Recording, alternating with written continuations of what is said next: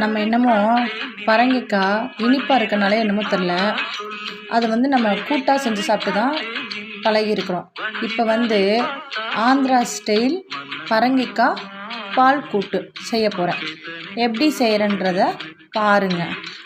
First ஒரு பாத்திரம் வச்சுக்கோங்க, எண்ணெய் ஊற்றிக்கோங்க, கடுகு போட்டு பொரிய விட்டுக்கோங்க. வெங்காயம் நல்லா ஒரு பெரிய வெங்காயம் நல்லா வதக்கிக்கோங்க. ஒரு பெரிய சைஸ் தக்காளி அதையும் நல்லா வதக்கிக்கோங்க. பரங்கிக்காய் சின்ன சின்ன பீஸ் போட்டு நல்லா கழுவிட்டு அதையும் எடுத்து இதில் போட்டு வதக்கிக்கோங்க.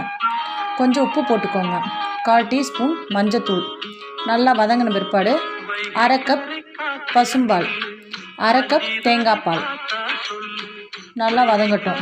ஒரு மிக்சியில் 1/2 கப் தேங்காய், கொஞ்சம் ஜீரகம், 4 பச்சை மிளகா நல்லா நைஸாக அரைச்சி அதையும் எடுத்து ஊற்றிக்கோங்க.